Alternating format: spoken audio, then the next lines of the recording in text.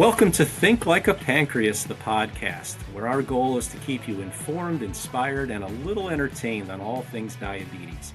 The information contained in this program is based on the experience and opinions of the Integrated Diabetes Services clinical team.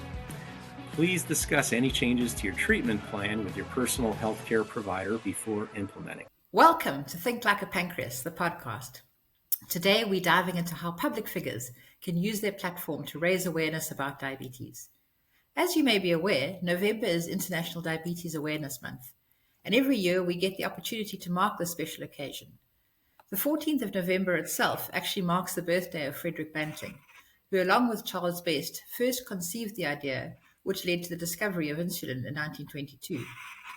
I think we've come a long way since the development of insulin, but in some respects, we still have equally far to go. Today, I'm joined by two passionate advocates for diabetes who have used and still are using their public profiles to advocate for diabetes awareness and improve treatment outcomes. So it gives me great pleasure to introduce Kirsten De Klerk, who's co-founder of the South African Diabetes Advocacy Group, and herself a person who lives with type 1 diabetes, and Darryn Webster, who I'm very excited to announce is a finalist in the Mr. South Africa competition. It's not every day you get to meet a real celebrity, but perhaps a bit more about that later in the podcast. But the even more exciting news is that Darryn has chosen to use this platform to advocate for diabetes. So Darryn, let's start with you. Can you introduce yourself a bit more and take us on this incredible journey of yours? What inspired you to enter the competition and why you decided to use the platform to promote diabetes? Thanks so much, Paula. I really appreciate the introduction. I'm not a celebrity yet, but hopefully one day we'll get there. At the beginning of this year, I came across the Mr. South Africa entry on Instagram, and I just thought, why not? Life is short, and I decided to enter and see where it takes me. And then with that journey, it entails you to have a cause. And something that I'm super passionate about is diabetes awareness and education. So with my work, I work closely with healthcare professionals and I'm in the diabetes space. So I thought that this was a great opportunity just to link the two together and actually make a difference in this space. So yeah, I think it's a great platform to join Mr. South Africa and then spread awareness about diabetes. Awesome. Kristen, I'm going to turn the spotlight to you for a bit. Can you tell us a bit about yourself and your journey with diabetes and diabetes advocacy? Well, so my story might be a little bit longer, but yeah, I was diagnosed with type 1 diabetes at the age of 16, and everything was fairly easy in the beginning. I had a great support system. My mom really did all the carb counting, sent me to school with my lunchbox and like a little note on what I had to do every day. My friends were really supportive. The school environment was very supportive. And I speak about this from a global context, but it's something that's very rarely talked about is that transitional period between your parents being your sole provider or carer for your diabetes management and then you having to take over sole responsibility. And there's never really like that sit down period of like, okay, this is now your baby to handle. And it was in my early 20s when I started to prick my finger and kind of see those terrible glucose numbers. And I was really disappointed in myself. And I think that kind of really led to what I now know as diabetes burnout or denial. For nearly a 2-year period of my diabetes management, I refused to finger prick. And eventually I got very tired of myself and I got tired of the excuses and I got tired of feeling sick all the time and exhausted. And eventually I started an Instagram page called Every Day is Diabetes Day. And I started basically talking about what it was like to live with diabetes every day. It was mostly to hold myself accountable. I had no idea the doors that it was going to open in terms of connecting with people across the globe living with type 1 diabetes. And then slowly but surely, many people in the South African context, so people from Johannesburg, Cape Town, popping me a message. I started little WhatsApp groups and we eventually did our first meetup sessions. And I realized then only that my key component in my diabetes management that was missing was knowing other people living with type 1 diabetes, meeting people that truly understood what I was going through. And through all of this, and while all this was going on, I got invited to the launch of flash glucose monitoring in South Africa.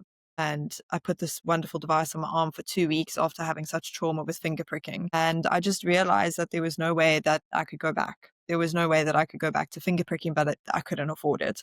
So I ended up babysitting on top of my full-time job so that I could afford these sensors. And the more I spoke about it on my online platform, I realized no one in South Africa could actually afford it. And that's when my passion for diabetes advocacy began. I ended up co-founding SA Diabetes Advocacy and working alongside Tree Shake and Sweet Life, one of the biggest online diabetes communities in South Africa, to campaign to try and get private healthcare spaces to start funding this device. It was a long journey. We had no idea what we were doing, but after nearly 3 years of negotiating, going back and forth, we finally got coverage for all children under the age of 18 on one of the biggest private healthcare funders in South Africa. And a lot of followed suit. It has now become my big passion. And I've since moved from the financial services industry pretty much into full-time diabetes advocacy in South Africa. It's amazing. Yeah, it's awesome hearing I think so often we hear stories like this, and I think it's people like you and Darryn who've got this passion for diabetes that push things forward. I know Christy, another one of the IDS clinicians, and I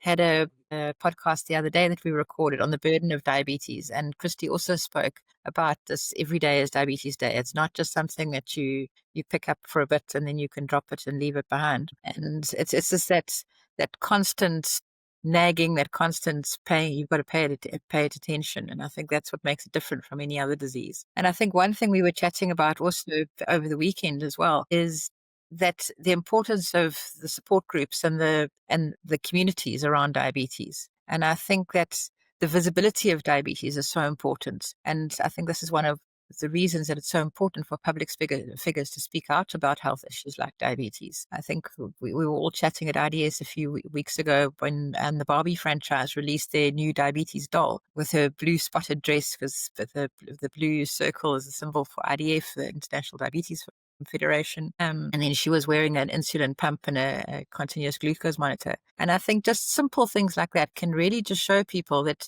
you can live with diabetes. There's a lot of public figures and celebrities around. I think one that the American audience knows well is Nick Jonas. Theresa May is the ex-UK Prime Minister who also has type 1 diabetes. And I saw the other day that Kate Moss's daughter has also got type 1 diabetes, and she was brave enough to walk along the catwalk with her sensor and everything on. So I think there's certainly huge value in these public figures using their public profile to promote diabetes awareness and just normalizing diabetes within society. Kristen, I don't know if you've got a comment to make there. Yeah, 100%. We see it a lot in not as much in the South African community, but I think what really amplifies the voices there is that in terms of organic reach, so like for instance, if we had to post something on our social media as a nonprofit organization, you very seldomly have like a huge following on a nonprofit organization or a company account versus what you would see as I don't like to call them influencers, but a person of influence. We've really, really been able to reach the masses because they not only, their following rates are pretty high. They are people of influence, as I said before. So they're able to kind of get that message across. So in a South African context, we've had Hauser, who's worked on he's a musician. He's worked on quite a few campaigns in the past for diabetes. And then we've got Holly Ray, who's also a musician. She often, jumps on board our campaigns at SA Diabetes Advocacy just to try and amplify and get this message across. A very short message can often get a lot of uptake in those sort of spaces. So it really, really helps just to amplify the message, pass it on. And not even in the context of people of influence, we've now realized that we should no longer be working in silos as diabetes organizations in South Africa, and that we should all be backing one another, and as long as our goals align, which they all do. So what we're also trying to do is when we run these campaigns, whether it's Sweet Life, Diabetes Alliance, Diabetes SA, all of the organizations that are working and more in the space, that we're actually getting everyone to start amplifying the same key messages so that we can reach more people, because we know that it's all for the same cause. And I think that's the important factor there. Yeah. Absolutely. Just to add to that, I think like 2 years ago with SA Diabetes Advocacy, I did the advocacy course through that platform. And I think that was one of the pivotal moments where I really saw that there was a need for advocacy and diabetes awareness, because the stories of people living with diabetes and when they initially get diagnosed, it is quite a psychological impact on them. And that, I think, what struck me the most is that there needs to be more awareness of it. And for me, just as someone who doesn't have diabetes, I think I want to just be that representation of someone who can promote something when I don't have diabetes. And I think working with Kirsten has been super inspirational.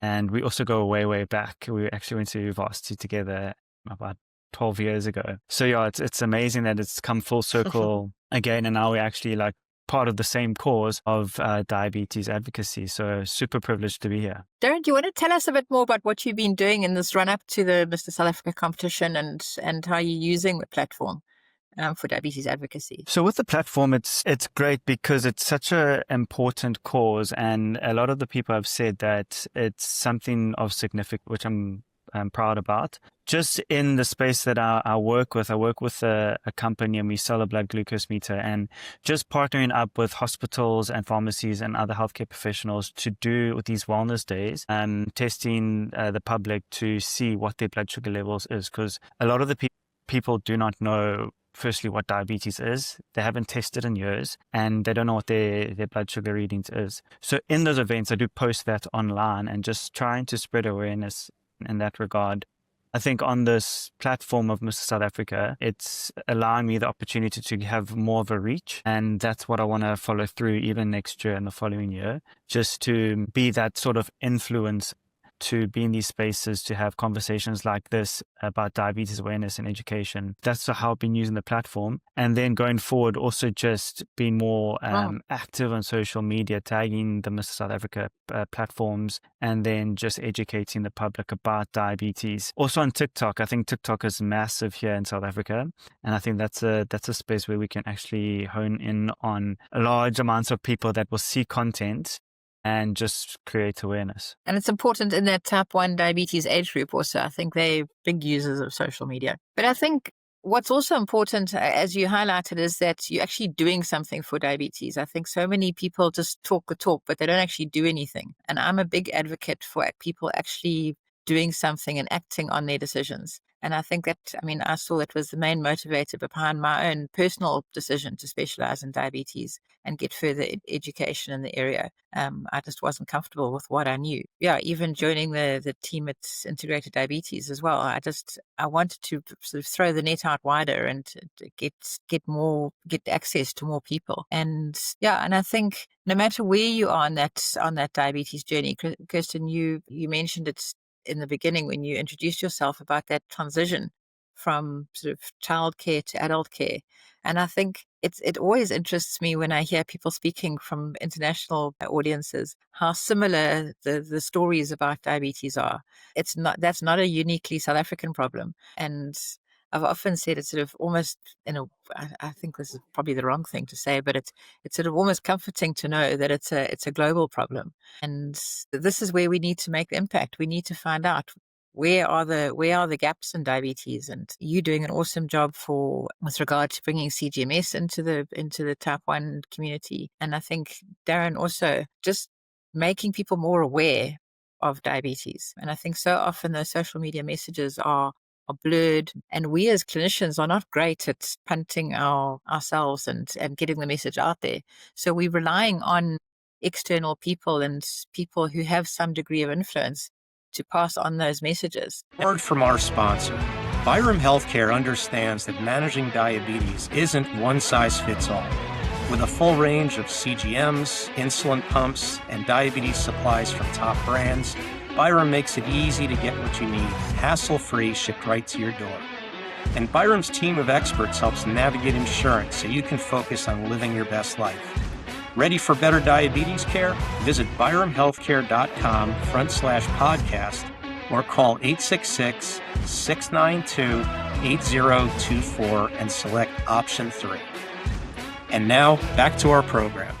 So I think to create awareness so people understand what diabetes is, because they can then influence their circle of friends and family. I remember the one time I went to a friend's or barbecue, as I would say in America. And I just made all my friends test their blood sugar levels because I have all the equipment. And then one of my friends was, I think his blood sugar level was about 16 or something like that. And then obviously it was a concern. And then I told him to do a fasted test the next morning, which was about 22. And they said, you have to go to a GP today. You have to get a HbA1c test. And then he was diagnosed with diabetes. So if that situation can happen a million times, and the amount of people that can actually be aware that they are diabetic, because I think there's about 2 million people in South Africa that are undiagnosed. And if we can replicate that situation X amount of times, there would be such a huge awareness, and then there'd be more funds driven, I suppose, in the diabetes space to make a change. So I think that is the goal. That's the ultimate goal, is to just make it aware in every sort of silo of your life. And I think we can do it. Yeah. I think I'll even add on to that. I think it's so important that things start happening at a community level, because even, we often in the diabetes community speak about how often we get misdiagnosed, how long it actually takes to get to a formal diagnosis. And it's happening in both the public and private healthcare space in South Africa. And the general education at the general practitioner point of view, and when it comes to diabetes,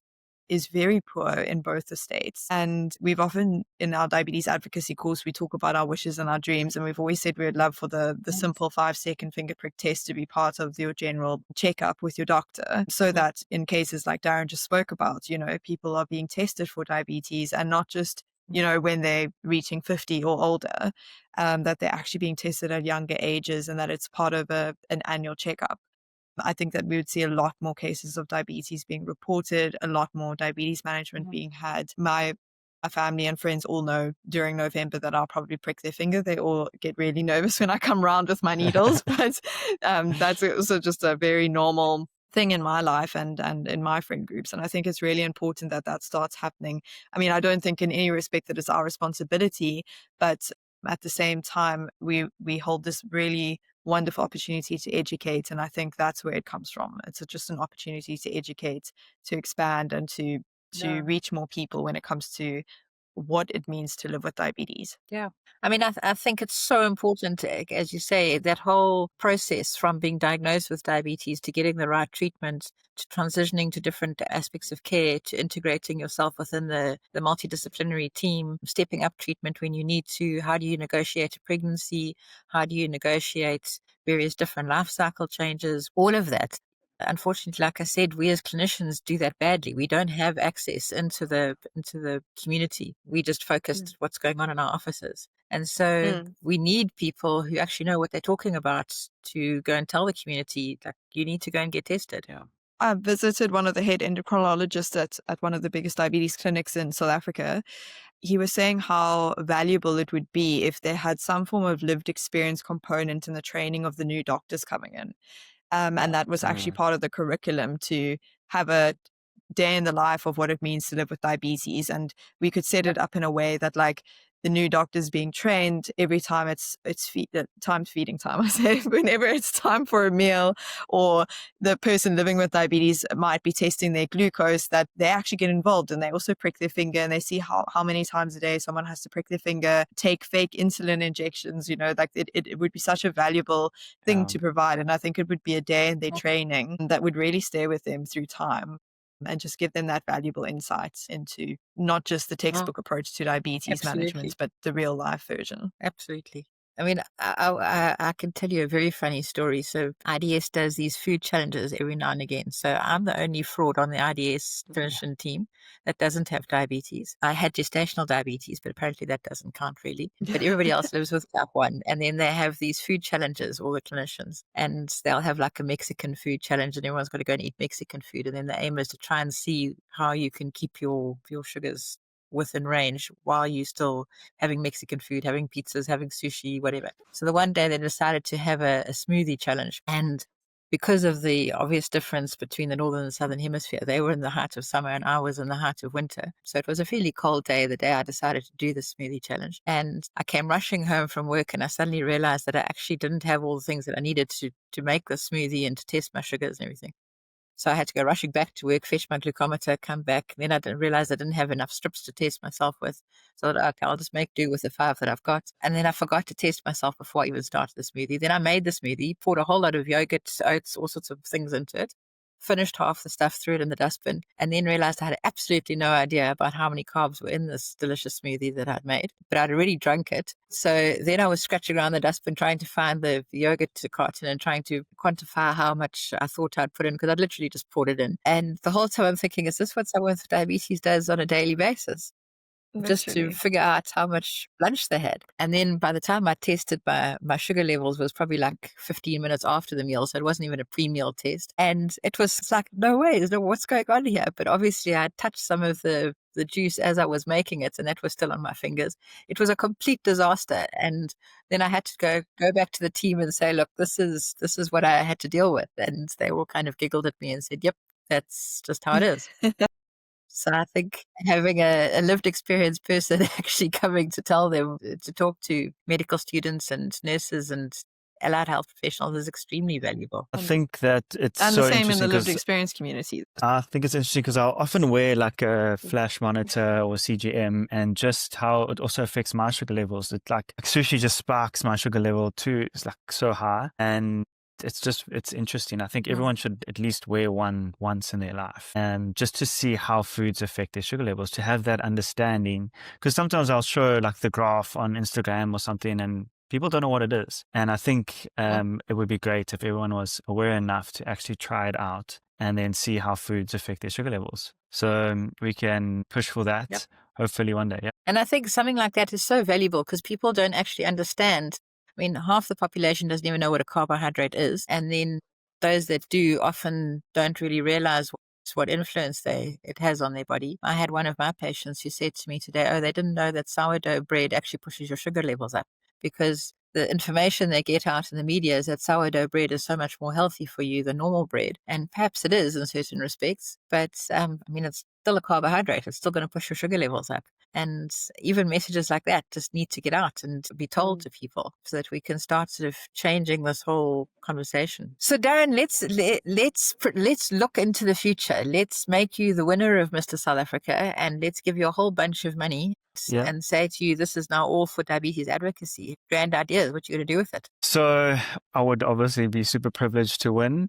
Although I'd want to spend it on like my own personal things, I'd definitely use that to partner up with Kirsten and Sweet Life and all those MPOs to see what we can do. And I think that two of the things I've thought about it is going to the communities and just doing testing, just testing the communities on their blood sugar levels. And that I think is super important. Maybe implementing some sort of structures where one household in the community has a blood sugar monitor, and then people can go and test their sugar levels, something like that. And then also just steering funds towards the online social media things, like creating social content and maybe even a diabetes management course for patients. And I think steering it towards more like the habit lifestyle formation that's required. So currently I'm busy with a life coaching course because I want to integrate life coaching and then how to understand how to change people's habits in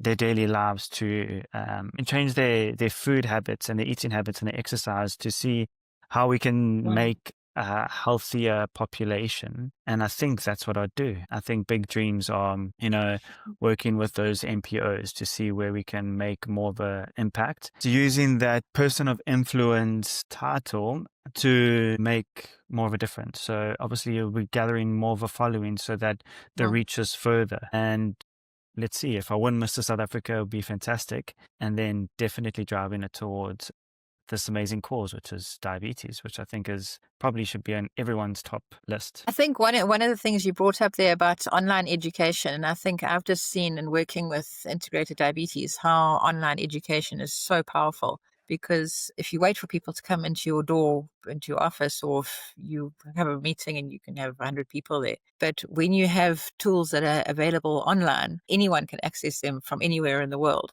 And I think, we all know that the messages that we want to give out in diabetes are not dissimilar on a day-to-day basis. It's basic This is how we do physical activity. This is the type of food you're wanting to look at. This is what happens when you have a sick day. This is how to treat a low. This is how to treat a high. I mean, those basic messages are exactly the same. And so it becomes really easy to make them available on an online platform. If it is possible to advocate and get funds available for something like that, I think that would be an awesome tool. Kirsten, I don't know if you've got any comments on that. Yeah, I think a diabetes management course would be really good, and like obviously adapting that for parents or caregivers versus people living with diabetes. But I think it would be really great, and obviously keeping in mind that we come from such a diverse background, so you'd obviously have to cater for both this in terms of like what people would have access to in both the public and private healthcare sectors. Something that we often see on the diabetes advocacy courses, people get told to exercise, but maybe they live in communities where it's not safe to exercise. So then what are the alternatives there? Or for instance, people often say that you should have half a plate of leafy greens, and that might not be affordable or accessible to some people that are living in poorer communities in South Africa. So what are the alternatives then? How do we adapt what diabetes looks like in all the different settings? So it could be quite a complex thing to do, but it's definitely something that's needed, because a lot of people who have come through the diabetes advocacy course have specifically asked, where can we learn about new things when it comes to diabetes management?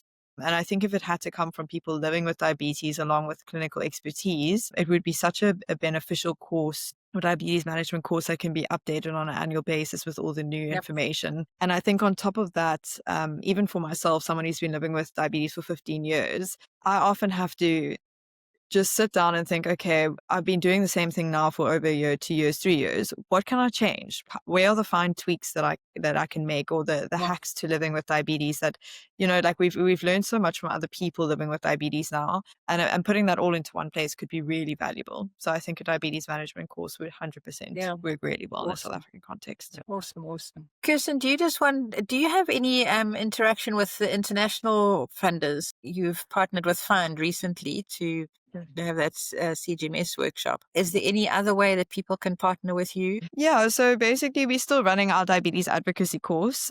It's a 4-week free online course, and we look at obviously running that throughout the year. We run one course per month, and we try and keep that intimate so that people really have the opportunity to share and connect and really develop ideas together. And then we work on obviously different projects. So at the moment we're running the CGM access petition in the public healthcare sector, and it's really been through the power and connections of Find that we've been able to push this and get this into the places that it needs to be. And yeah, to be honest, I haven't been heavily connected in the international funding space. It's a whole different ballpark of its own, and understanding that is very complex.